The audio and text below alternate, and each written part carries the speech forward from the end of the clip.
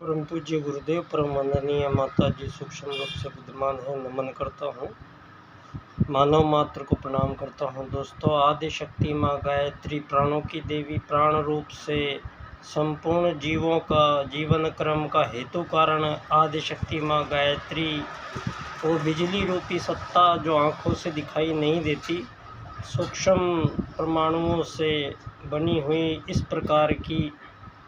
वो प्राण रूपी संरचना जो समस्त जीव जंतुओं को प्राण प्रदान करती है और सभी जीवों का जीवन क्रम उस आदि शक्ति माँ गायत्री की कृपा से संभव हो पाता है। दोस्तों, सनातन भारत की बात चलती है और सनातन भारत की बात को झुठलाया गया है और पिछले 2500 वर्षों में ईसा आगमन काल के बाद में सारी मानव जाति को भ्रमित होना पड़ा है और इस तरीके के मानव संबंधी ज्ञान का प्रचार और प्रसार इस प्रकार का किया गया है जो हमारे सनातन भारत को झुठलाता है और ये 2500 सालों की ईसा के बाद की मानवीय जीवन की जो स्थिति परिस्थितियाँ बनी हैं और बनाई गई हैं, उन परिस्थितियों में सारी मानव जाति को ये भ्रम है कि सारी मानव जो धरती पे आज रहते हैं उनके अलग अलग धर्म, अलग अलग उनके इष्ट, अलग अलग भाषाएं, अलग अलग उनका रहन सहन, खान पान। तो सारी मानव जाति इस भ्रम में है कि मानव जाति अलग अलग समय पे धरती पर आई है। और भी एक बात हुई है, ये अमेरिका में एलन मस्क के द्वारा ये ट्विटर को पहले ख़रीद लिया गया था और ट्विटर पे फिर उन्होंने एक नई एप्लीकेशन डाउनलोड की है, ग्रोक। अब ये ग्रोक जैसे काम कर रहा है, उसके काम करने पे सीधी सपाट बात ये है, एक जितने भी ट्विटर, फेसबुक, जितने भी हमारे ये चैनल्स हैं, जितने भी मानव इन पर जुड़े हैं और जितनी भी बातें आपस में लोगों ने शेयर की हैं, वो सारी की सारी बातों की रिकॉर्डिंग इन लोगों के पास सुरक्षित है। और इतना मसाला इन लोगों के पास जो इकट्ठा हुआ है, वो केवल उस ट्विटर और फेसबुक पे जो मानवों के द्वारा आपस में आदान प्रदान किया गया है, बातों का शेयर किया गया है, उन्हीं बातों को यहाँ पर ग्रोक ने एक बॉक्स में भर लिया है। एक बड़े बॉक्स में सारी बातों को ग्रोक ने बॉक्स में भर लिया है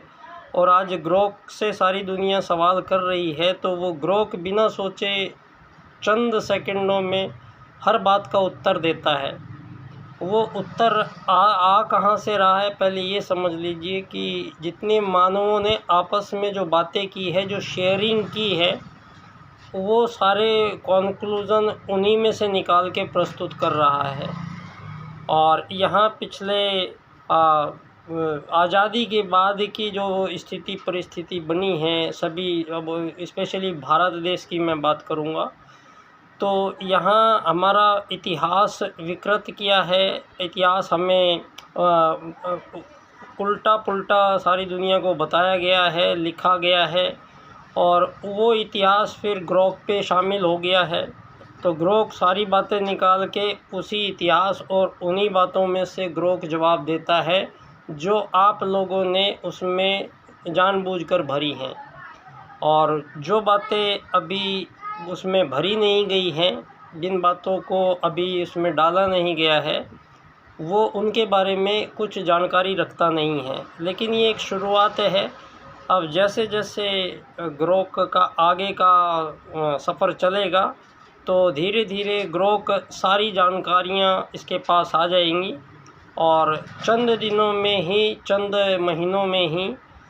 वो वस्तु स्थिति सारी दुनिया के सामने प्रस्तुत होगी जहाँ से मानव जाति का प्रारंभिक आगमन हुआ है।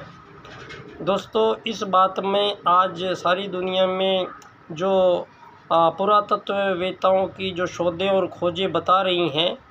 तो सबसे प्राचीन सभ्यता यूनान रोम को माना जाता था,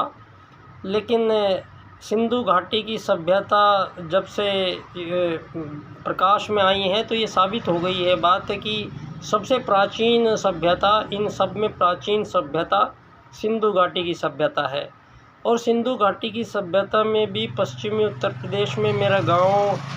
छपरौली क्षेत्र में पड़ता है, तो पास में ही एक सिनोली गांव है।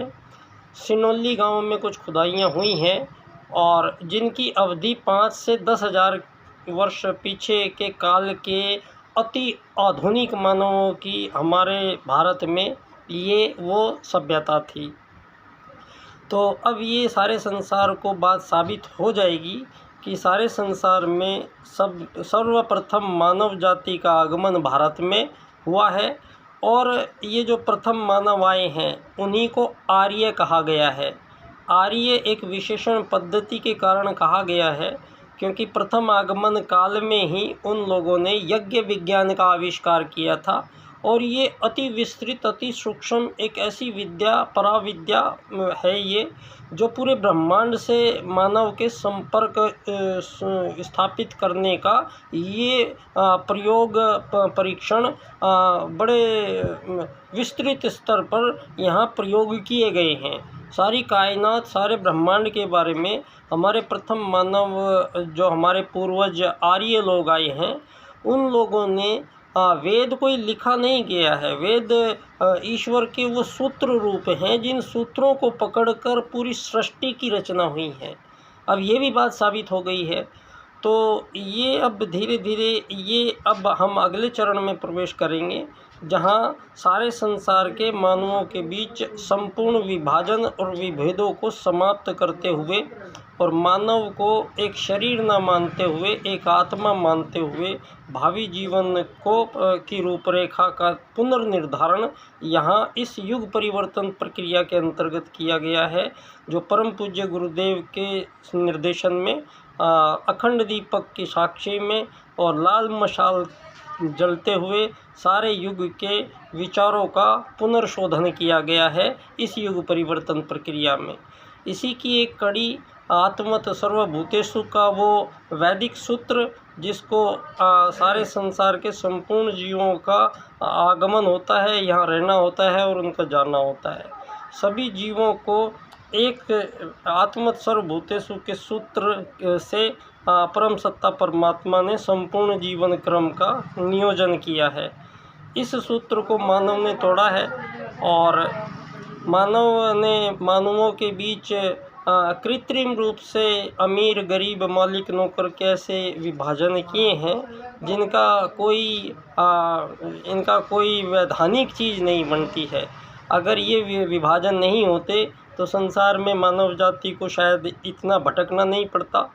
तो लेकिन युग परिवर्तन के अंतर्गत ये कार्य भी संपन्न हुआ है और ये राजनीतिक क्षेत्र में इस बार आत्मत सर्वभूतेषु की सिद्धि पंडित दीनदयाल उपाध्याय जी का एकात्म मानववाद का राजनीतिक सूत्र सारे संसार के बीच प्रस्तुत किया गया है। पंडित दीनदयाल उपाध्याय जी का विशेष सूत्र अर्थायाम जो पहली बार धरती पर प्रस्तुत किया गया है, अर्थायाम में वो धन आधारित जीवन पद्धति जिसको पूंजीवाद कहा गया है, और पंडित दीनदयाल उपाध्याय जी ने स्पष्ट किया है कि ये पश्चिम की देन है पूंजीवाद। तो पूंजीवाद के स्थान पे पंडित दीनदयाल उपाध्याय जी अर्थायाम आधारित एकात्म मानववाद की राजनीति का प्रादुर्भाव करते हैं और सारे संसार के सम्मुख मानवों के बीच संपूर्ण विभाजन और विभेदों को समाप्त करते हुए सारे संसार को एक पथ प्रदर्शक वो सूत्र प्रदान करते हैं। तो इस युग परिवर्तन प्रक्रिया के अंतर्गत इस नए युग का जो बेला है, इसमें हम सभी परम पूज्य गुरुदेव को पुनः नमन करता हूं और पंडित दीनदयाल उपाध्याय जी जो सारे विश्व को एक दिशा दे रहे हैं, उनको भी मैं प्रणाम करता हूं। धन्यवाद बच्चा डॉक्टर।